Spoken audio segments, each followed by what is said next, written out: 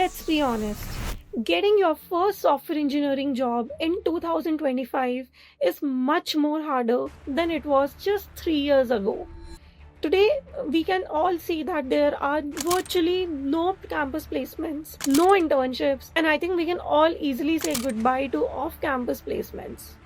And even if, let's say, there is an entry level job opening, the requirements out of a new grad has drastically increased so much that they are expected to perform at a level of a software engineer who has probably 2 years of industry experience.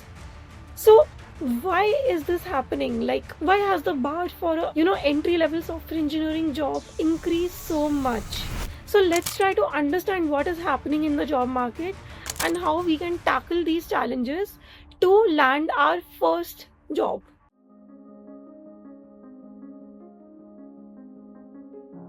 So the tech industry has changed a lot in the past couple of years. So with the rise of AI tools like Cursor, ChatGPT, GitHub Copilot, Claude Code, Replit Ghostwriter, and so on, these AI tools are capable of automating and performing the tasks of a junior developer. And even if, let's say, freshers are hired in the company, they are expected to hit the ground running and do not spend months in onboarding.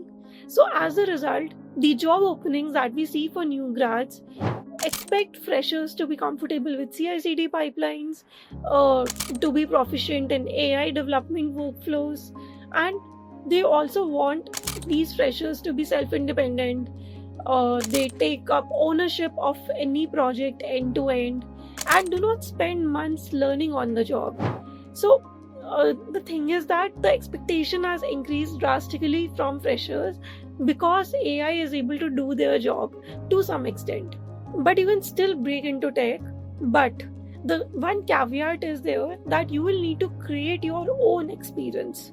And in this video, I'll walk you through some powerful steps to gain professional experience even without getting any internship or a full-time offer. And I have used these methods, and these methods actually work. Now, if you're wondering where to actually learn all these things in a structured and real-world way, let me share a quick resource that really helped me in leveling up, and it is called Front-End Lead. It's not just another course or roadmap, but Front-End Lead is built specifically for front-end engineers who want to go beyond tutorials and solve real-world problems that actually show up in the interviews and on the job. So the reason why I genuinely recommend Front-End Lead is that they break down everything from front-end system design to scalable UI architecture. You get real-world interview style questions, case studies, and even mock interviews. And the best part is, it is created by folks who work at FANG type companies like Meta, Uber, Atlassian. So the content is already tried and tested. And just for my subscribers, you get a 20% off on any plan using the code LOVEFRONTEND at checkout. So whether you're preparing for your first job or you are leveling up to senior roles, Front-End Lead is 100% worth checking out. Link is in the description.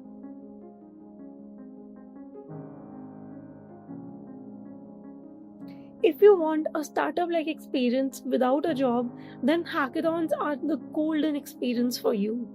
You will learn how to collaborate with strangers like real teams too. You will learn how to solve real business problems under tight deadlines. And you will learn how to present and pitch your ideas. Plus, many hackathons nowadays offer cash prizes and internship opportunities, so you can get started with beginner-friendly ones like Devfolio, MLH.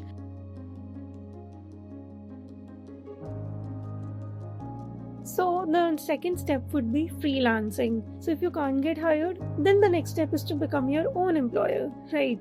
So even 2-3 small freelance gigs can show the recruiters that you have worked with real clients, you understand deadlines, and you can build production-ready solutions. And some of the platforms where you can start your freelancing journey is Fiverr, Upwork, or even better, you can probably reach out to local businesses like probably, a small bakery that might need a website, and even building for NGOs or communities count as a freelance experience.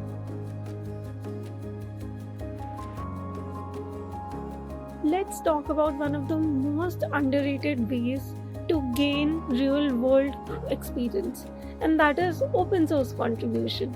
So in 2025, most of the companies, they care less about in which kind of companies you have worked in, their brand names, and they mostly care about what you have built.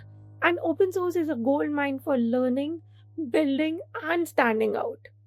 There are many open source programs that can help you in standing out of the crowd.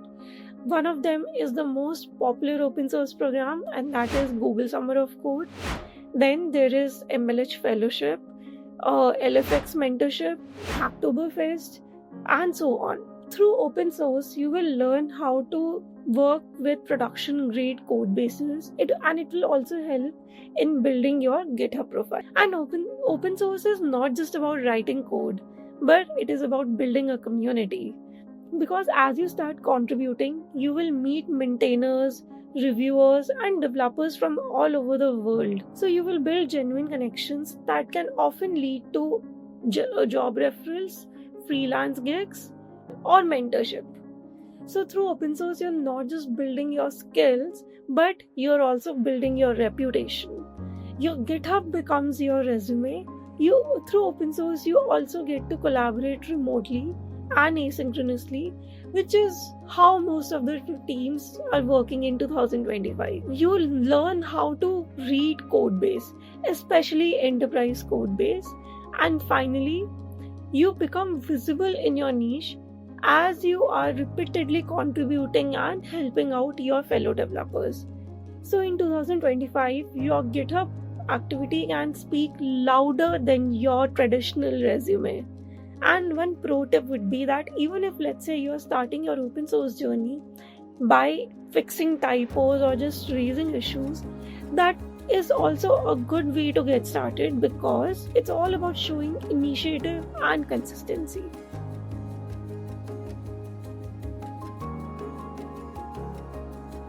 So this final tip is something that people might find it very cringe, but honestly, this has helped a lot of developers in getting their first job, and that is posting regularly on social media. So when you post your weekly wins on LinkedIn, Twitter, and on writing blogs like Hashnode, Dev.to, what you are doing is you are essentially boosting your social media presence, and you are increasing your visibility, which in turn will help the recruiters, the hiring managers, and any relevant folks who can help you in getting your first job. Basically, these kind of people can easily, get stumbled upon your profile, and this can lead to a better chance of you getting an interview. One fact that was posted by LinkedIn Talent Insights is that in 2025, developers who post online have a 5 times better job visibility as compared to someone who does not. 2025 is a really, really great time to leverage your social media and post your learnings, your projects, your technical articles, and your weekly journal on social media.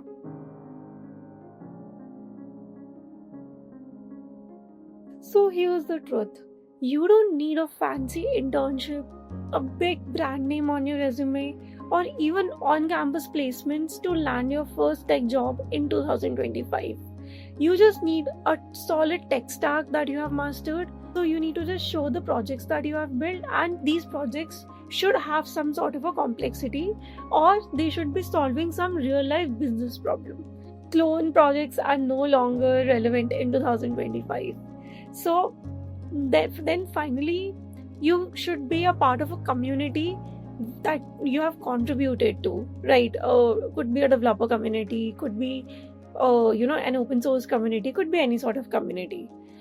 So when the market is tough, either you can just sit and crib about the situation, or you can build your own proof of work to increase your chances of getting your first job and standing out from the crowd, right? So if you found this video helpful, do give a like, share and subscribe. So do let me know in the comment section which videos do you want me to cover next, and yeah, see you next time. Bye.